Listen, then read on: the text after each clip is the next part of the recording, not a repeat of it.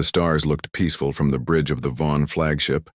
Admiral Torque stood with his forearms clasped behind his back, his gray skin reflecting the light of the small blue planet that filled the main view screen. "Such a tiny world," he said. "Hardly worth our time." His second-in-command, Krell, stepped forward. "Our scans show they have basic space travel capabilities. They have a small station orbiting their planet and several primitive satellites." Torque made a dismissive gesture with his lower right hand. "Another species to add to the Confederation. The Council expects us to bring back at least 3 new client races from this sector." He paused. "Should we begin the standard greeting procedure?" asked Krell. Torque thought for a moment. The standard procedure involved months of observation before making contact. It meant learning the local languages, studying their cultures, and finding diplomatic openings. "No," he decided. "These humans appear primitive. Let's use the direct approach, a show of force followed by demands for surrender. It worked on the last 4 worlds." Krell looked uncertain. "Sir, our intelligence division hasn't completed their assessment of human behavior patterns yet." "What is there to assess? Look at them." Torque waved at the screen showing images of Earth. Cities, cars moving on highways, people going about their daily lives. They still burn fossil fuels. They fight among themselves over imaginary borders. They're divided into hundreds of competing groups. They're centuries behind us.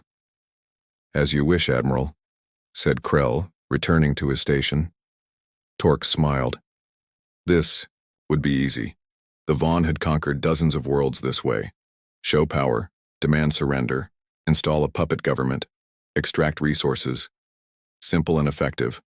"Move the fleet into position," he ordered. "Target their space station first, then hit 3 of their largest military installations. Nothing too destructive, just enough to show we mean business."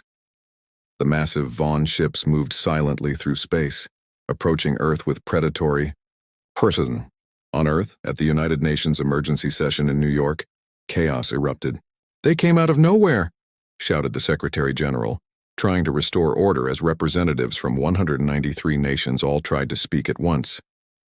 "Please, we need calm." General William Harris of the United States Space Force stood rigidly next to the podium, waiting for his chance to speak. His weathered face showed no emotion, but his hands were clenched tightly at his sides. Finally, the room quieted enough for him to step forward. "At 600 hours UTC, our deep space monitoring stations detected multiple objects entering our solar system," he said. "By 0612, they had reached Earth orbit. At 0615, they destroyed the International Space Station with a weapon we cannot identify. All 50 personnel on board are presumed dead." Gasps filled the room. The Secretary General closed his eyes briefly. At 0617, they targeted military bases in 3 countries, the United States, China, and Russia. Casualties are estimated at over 300. At 0620, they broadcast this message to every communication device on the planet. General Harris nodded to a technician, and a deep, mechanical voice filled the chamber. "People of Earth, we are the Vaughn Confederation. Your planet is now under our protection. Disarm your weapons. Dissolve your governments. Prepare to receive our representatives. You have 48 hours to comply or face planetary correction. Resistance is futile." The room exploded into noise again. The Chinese representative shouted about sovereignty. The Russian diplomat demanded immediate military response. The British ambassador called for negotiations. General Harris waited until the Secretary General restored order again. "There's something else you need to know," he said. "Something very few people on Earth are aware of." He pressed a button on his wrist device and the lights dimmed. A holographic image appeared above the center of the room. A sleek, angular craft unlike anything most people had ever seen. In 1986, a spacecraft crashed in the Mojave Desert. It wasn't from Earth. Its pilot died on impact, but the technology was mostly intact. For the past 38 years, a secret coalition of scientists from 12 nations has been studying and reverse engineering this technology. Shocked murmurs filled the room. After the Chinese discovered a similar craft in the Gobi in 1998, and the Russians found another in Siberia in 2001, We realized we needed to work together. The Earth Defense Alliance was formed in secret in 2005. The hologram changed to show a massive underground facility beneath the lunar surface. We've been building these. The image shifted to reveal 3 warships, 1 complete and 2 nearly finished. We call the first one Thunderbolt. It incorporates everything we've learned. It's ready for deployment. The Secretary General stared at the General. You've been building warships on the moon without UN approval. With all due respect, sir, we didn't have time for debates and committees. We needed to prepare. General Harris looked around the room. And it looks like we were right. Deep beneath the lunar surface, Captain Jack Miller walked through the gleaming corridors of the Thunderbolt. Crew members rushed past him, preparing for launch. After years of training in secret, the moment had finally come. Miller entered the bridge where Lieutenant Ana Rodriguez was checking system readiness. How does she look, Lieutenant? Asked Miller. All systems green, Captain, Rodriguez replied without looking up from her console. The gravitational compression cannon is online. Jump drive is calibrated. Shields at maximum. Miller settled into the captain's chair. The aliens destroyed the ISS. Tom Chen was up there. We went through flight school together. Rodriguez finally looked up. I'm sorry, sir, Miller nodded. The best way to honor the dead is to protect the living. He pressed the ship-wide communication button. All hands, this is the captain. In a few minutes, we're going to introduce ourselves to the aliens who think Earth is an easy target. They destroyed our space station. They killed our people. They think we're primitive and weak. He paused. Let's show them how wrong they are.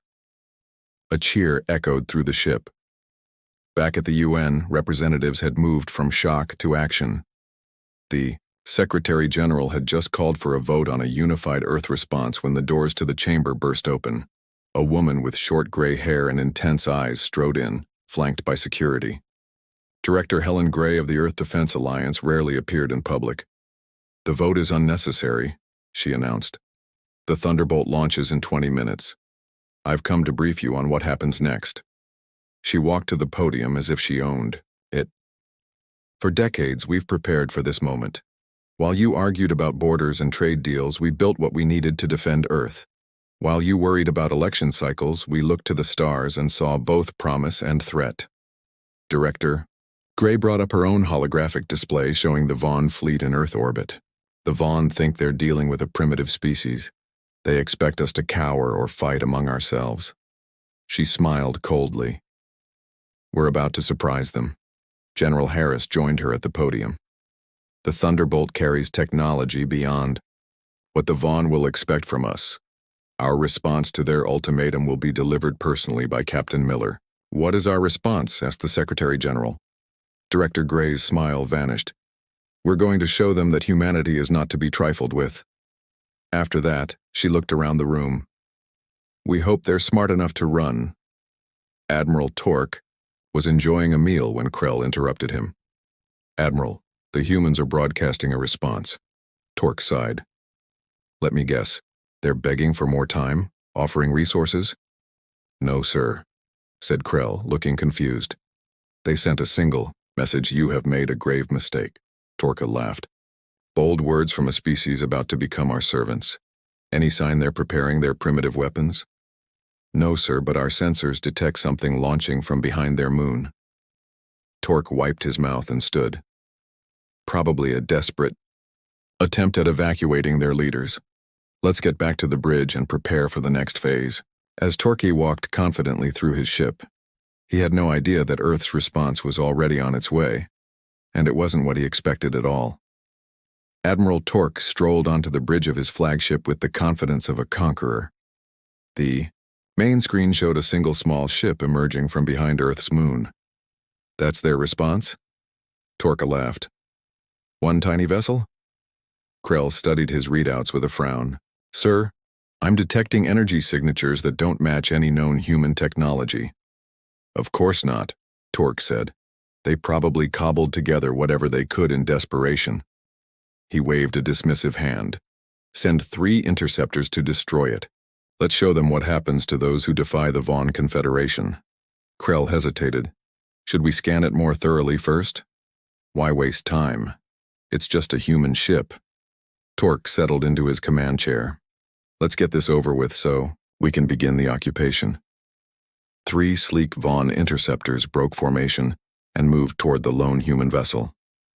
On the main screen, Torque watched with amusement. This would be over in seconds. Captain Jack Miller sat calmly in the command chair of the Thunderbolt. The bridge crew worked with quiet efficiency, each member focused on their station. Through the main viewport, Miller could see 3 alien ships approaching. 3 interceptors. Incoming, Captain, reported Lieutenant Rodriguez from the tactical station. Weapon systems charging. Miller nodded. Just as we expected. Are our systems masked? Yes, sir, said Rodriguez. They're seeing only what we want them to see. A conventional thruster signature and minimal weapons capability. Good. Miller leaned forward. Prepare the gravitational compression cannon. Target the lead interceptor only. And Lieutenant Thompson, be ready with that jump maneuver we practiced.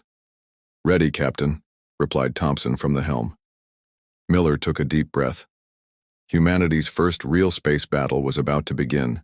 Everything they had worked for in secret was about to be tested. Let them make the first move, he ordered. On the Vaughn flagship, Krell watched the interceptors close in on the human ship. The human vessel is making no attempt to evade, he reported. Their weapons seem minimal. Torque snorted. As expected. They're probably trying to surrender. Wait, Krell said suddenly, leaning closer to his console. The human ship is accelerating. On the screen, the human vessel suddenly shot forward at a speed that should have been impossible for Earth technology. It moved in a pattern that made no sense, until Krell realized it was systematically avoiding the targeting locks of the Vaughn interceptors. How are they doing that? Torque demanded, rising from his chair. They shouldn't even be able to detect our targeting systems. Before Krell could respond, the human ship stopped abruptly. A pulse of blue-white energy erupted from its front section, striking the lead Vaughn interceptor. Instead of exploding, the interceptor seemed to collapse, in on itself, shrinking rapidly until it was just a small, dense ball of matter. Silence fell over the Vaughn bridge. What just happened? Torque asked, his voice barely above a whisper. I don't know, Krell admitted. That weapon technology is unknown to us. Direct hit, Rodriguez announced on the Thunderbolt. Gravitational compression successful. Miller nodded. Now for Phase 2. Lieutenant Thompson, execute jump.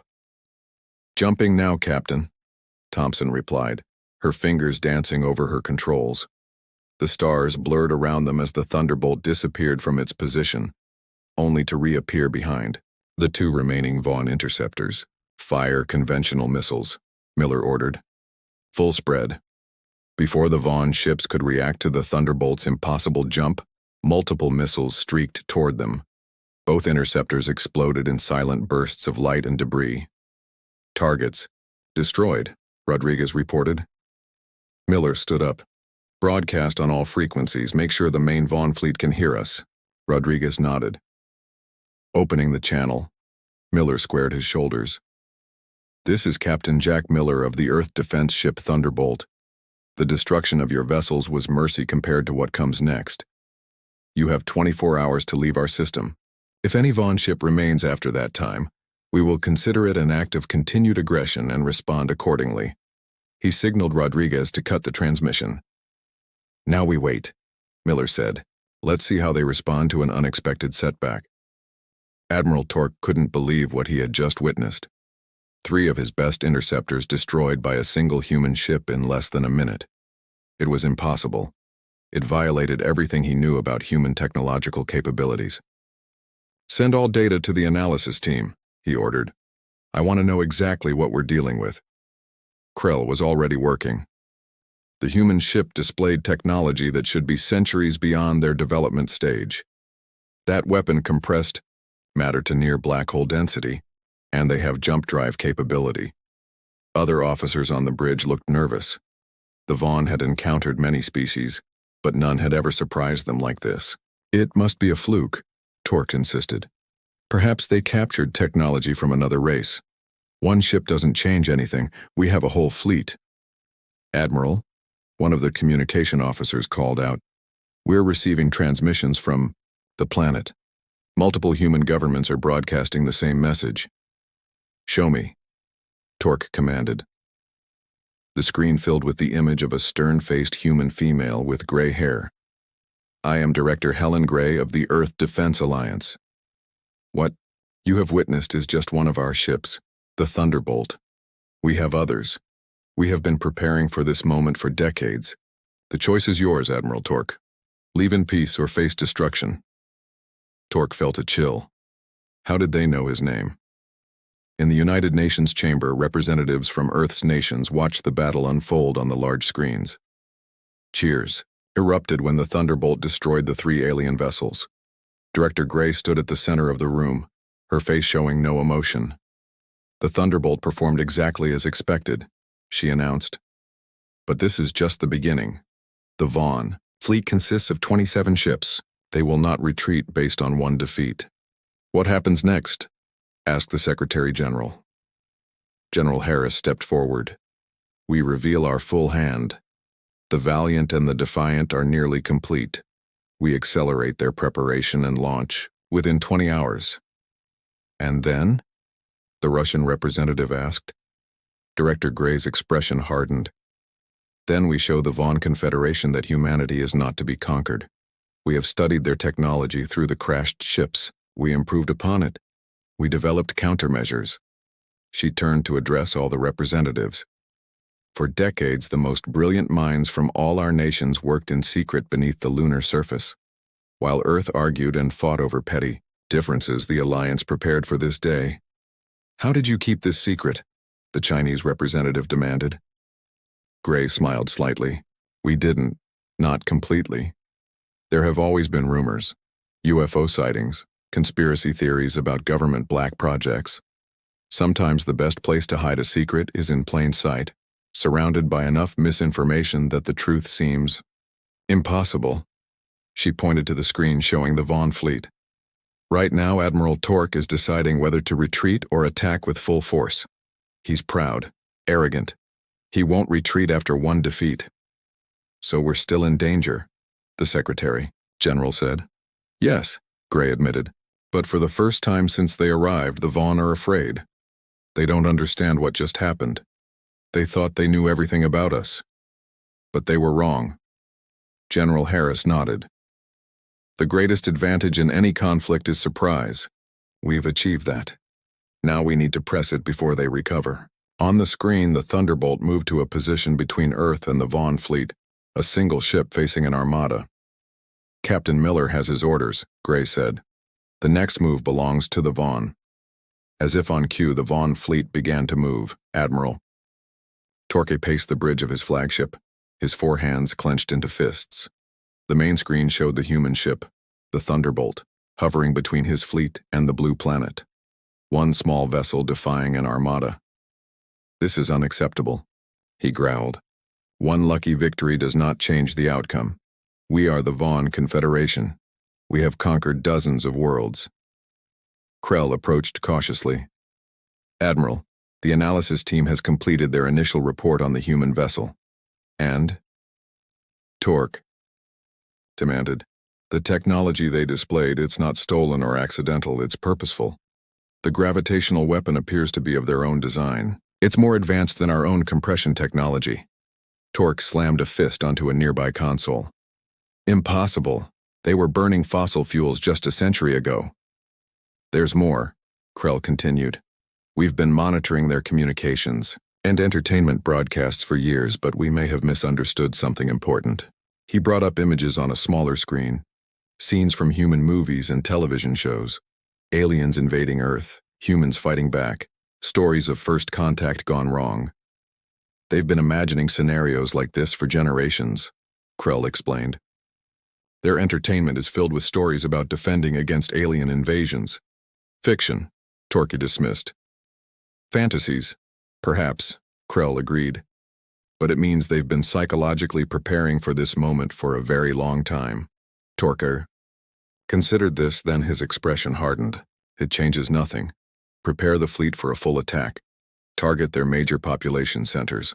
Let's see how they respond when millions of their people are at risk. On the bridge of the Thunderbolt, Captain Miller watched the Vaughn fleet begin to move into attack formation. They're preparing for a major strike, Lieutenant Rodriguez reported. Energy readings suggest they're charging weapons.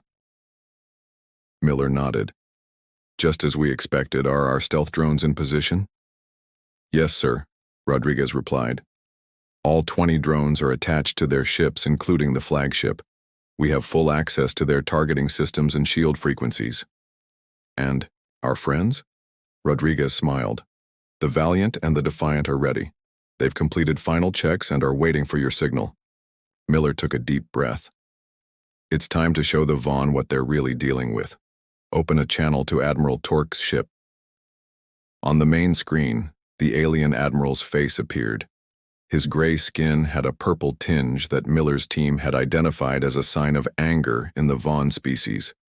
Admiral Torque, Miller began, before you launch your attack, there's something you should understand about humans. Save your words, human, Torque snapped. Nothing you say will change what happens next. I think it will, Miller countered, calmly. You see, Admiral, you made a fundamental mistake when you assessed our species. You looked at our technology, our politics, our divisions, and you made assumptions. Miller stood from his chair, facing the screen directly. What you failed to consider is our nature. Humans evolved as prey animals who eventually became apex predators. Unlike the Vaughn, who evolved in peaceful environments with abundant resources, humans developed on a harsh world where we had to fight for survival every step of the way. In the underground command center beneath the United Nations building, Director Gray and world leaders watched the exchange. What is Miller doing? Asked the Secretary General. Giving the aliens a history lesson in the middle of a battle? Gray smiled thinly. Captain Miller knows exactly what he's doing. Part of warfare is psychological. He's explaining to the Vaughn why they've already lost. On his flagship, Torque listened with growing unease as the human captain continued. War, strategy, adaptation, these aren't just skills for humans, Admiral. They're encoded in our very DNA. We expect things to go wrong. We plan for disasters. We imagine worst-case scenarios and prepare for them. Miller's expression remained calm, but his eyes were intense. When we found that first crashed alien ship decades ago, we didn't just study it. We improved it. We saw the flaws in its design and fixed them. We understood its principles and expanded on them. The gravitational compression cannon, that was based on a small tool we found in the wreckage. You used the technology to move heavy objects. We weaponized it. Torque felt a chill run through him. You're bluffing. One ship cannot stand against a fleet. Miller smiled. Who said anything? About one ship?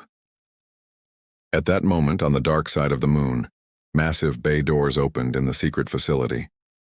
2 ships similar to the Thunderbolt, but each with unique modifications, rose silently from the lunar surface. The Valiant, sleek and fast with enhanced shield technology, and the Defiant, heavier and armed with a variety of weapon systems, moved quickly to join their sister ship.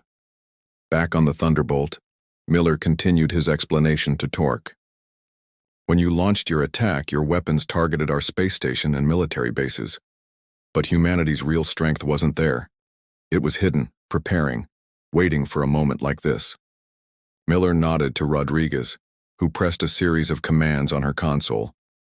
Across the Vaughn fleet, ship after ship suddenly reported system failures.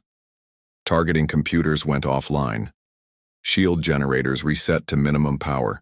Communication systems filled with static. What is happening? Torque demanded as alerts sounded across his bridge. Your stealth technology is quite good, Admiral, Miller explained. But again, there were flaws. We noticed your ships can't detect objects below a certain size if they're magnetically attached to your hull. While we were talking, we activated the stealth drones we placed on each of your ships during the past few hours. A new alarm sounded on the Vaughn flagship. 2 more human vessels detected, Krell shouted, coming from behind the moon. On the screen, Miller's expression remained calm. Admiral Torque, I suggest you reconsider your attack.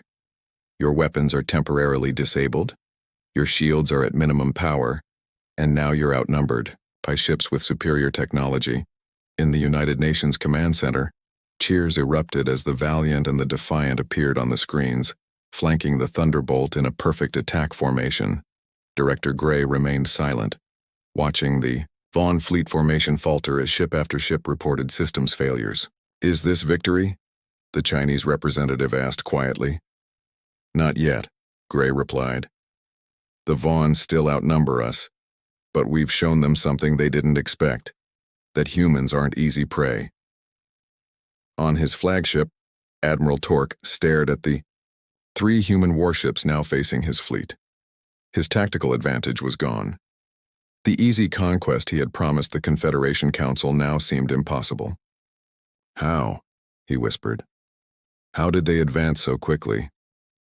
On the screen, Captain Miller answered as if he had heard the question. "Fear, Admiral, the greatest motivator of all. For generations, humans looked to the stars with both hope and fear. We hoped we weren't alone. We feared what might come if we weren't." Miller's voice grew harder. "And so we prepared. We built these ships not because we wanted war, but because we expected it. It's in our nature to prepare for the worst while hoping for the best." A new voice spoke up from somewhere off-screen on the human ship. "Signal from Earth, Captain. Director Gray has authorized Phase 3. Miller nodded. "Admiral Torque, you have a choice to make. Retreat now and tell your Confederation that Earth is not open for conquest, or stay and learn firsthand why so many species throughout history have underestimated humans." Once, the transmission cut off, leaving Torque staring at the 3 human warships positioned between his fleet and their target. Behind him, Krell spoke quietly. "Admiral, our weapons and shields will reset in approximately 10 minutes. "But?" Torque demanded. "But I'm not certain it will matter. The humans have demonstrated capabilities we didn't think possible. If they've hidden these 3 ships, what else might they be hiding?" Torque looked back at the screen, at the small blue planet beyond the human ships. He had come to conquer a primitive world. Instead, he had awakened something unexpected and dangerous. For the first time in his long military career, Admiral Torque felt something unfamiliar: doubt. Admiral Torque stood motionless on his bridge as the officers around him waited for orders.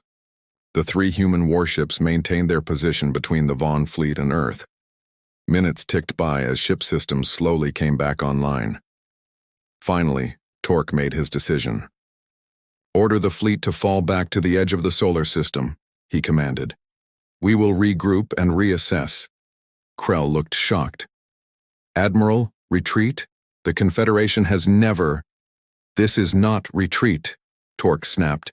"It is strategic repositioning. When our systems are fully functional, we will return with a proper attack plan." The officers hurried to carry out his orders. As the Vaughn ships began to move away from Earth, Torque noticed something on the tactical display. "There are 5 of our ships not responding to the withdrawal order," he said. Krell checked the readings. "Those vessels suffered the most severe systems failures, Admiral. They are adrift." Torque's expression hardened. "Leave them. They will serve as a distraction while we regroup." "Sir?" Krell said hesitantly. "There are over 2,000 crew members on those ships. They knew the risks of service," Torque replied coldly. "The mission comes first." As the main Vaughn fleet began to move away, Torque watched the screen with narrowed eyes. "This isn't over, humans," he muttered. "Not by any measure." On the Thunderbolt, Captain Miller watched the Vaughn fleet retreat.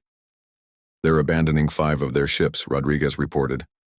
"The disabled vessels are being left behind." Miller frowned. "Life signs?" "Substantial," Rodriguez confirmed. "Each ship has hundreds of crew members." Miller thought for a moment. "Contact the Valiant and the Defiant. We're going to secure those ships and rescue the crews." His executive officer looked surprised. "Rescue, sir? They're the enemy." "They're people," Miller corrected. "And this is how we show the difference between us and Admiral Torque." Hours later, in the makeshift holding area aboard the lunar base, Director Gray walked among the rescued Vaughn. The aliens sat in groups, their forearms wrapped around themselves in what the human experts identified as a defensive posture. Gray approached one Vaughn who sat apart from the others. Unlike most of the rescued crew who wore simple uniforms, this one had insignia that suggested higher rank. "I am Director Helen Gray," she introduced herself through a translator. "And you are?" The alien looked up. "Science Officer Mira of the exploration vessel Horizon." "You're being treated well?" Gray asked. Mira tilted her head. "Yes, better than expected. Why didn't you execute us?" Gray sat down across from the alien. "That's not how humans do things." "Admiral Torque said humans were savages," Mira said. "That your species was divided and primitive." "We are divided," Gray admitted. "We argue. We compete. We even fight among ourselves. But when faced with an external threat, we unite." Mira considered this. "The ships that defeated our fleet, they were built by all humans together?" "By the best minds from many nations," Gray confirmed, "working in secret for decades." "Why in secret?" Mira asked. Gray smiled slightly. "Because while we're good at uniting against external threats, we still don't fully trust each other. Old habits die hard." Mira seemed to process this information. "You're Captain Miller. He said humans evolved as prey animals who became predators. Is this true?" "Yes," Gray nodded. "For much of our early history, we were hunted by larger, stronger creatures. We survived through intelligence, cooperation, and tool-making. Eventually, we became the dominant species on our planet. This explains much," Mira said thoughtfully. "The Vaughn evolved as the unchallenged dominant species. We never faced significant threats until we reached space." Gray stood up. "Officer Mira, I have a proposition for you." Admiral Torque's flagship had reached the edge of the solar system when the communication officer called out, "Admiral, we're receiving a transmission from the human ship Thunderbolt." Torque scowled. "Ignore it." "Sir," Krell interjected, "they're using our secure Confederation frequency. How did they put it through?" Torque ordered, his voice tight with anger. Captain Miller's face appeared on the screen. Behind him stood a familiar figure. "Science Officer Mira." "Admiral Torque," Miller began. "We've rescued the crews you abandoned. They're being treated as guests, not prisoners." Torque's upper hands clenched. "Officer Mira, what have you told them?" "Nothing they hadn't already discovered for themselves," Mira replied calmly. "Admiral, the humans have decoded our navigation data. They know the location of all Confederation worlds." Torque felt his blood run cold. "Impossible. I've examined their technology," Mira continued. "Their FTL drives are significantly faster than ours. Even now, they could reach the Confederation capital before we could return to warn them." Miller spoke again. "But that's not what we want. Admiral, the Earth Defense Alliance is sending me on a diplomatic mission to your Confederation. We're departing within the hour." "To do what?" Torque demanded. "To negotiate peace," Miller said simply. "To establish Earth's sovereignty and discuss reparations for your unprovoked attack." Torque laughed harshly. "The Confederation doesn't negotiate with primitives." "We're not primitive," Miller interrupted. "And deep down you know that now. You have a choice, Admiral. Race back to warn your people about the terrible humans coming to destroy them, or return with us and help establish peaceful relations." Before Torque could respond, Miller continued. "Science Officer Mira has agreed to serve as a cultural liaison. She believes there's much our species could learn from each other. She'll be traveling with us aboard the Thunderbolt." Mira nodded. "Admiral, the humans could have destroyed our ships. Instead, they saved our people. Perhaps the Confederation's policy of conquest should be reconsidered." Torque's face darkened with rage. "This is treason." "No," Mira replied. "It's evolution. Adapting to new information. Isn't that the foundation of survival?" The transmission ended, leaving Admiral Torque staring at the blank screen, knowing that everything had changed, and that the Vaughn Confederation's age of easy conquest was over.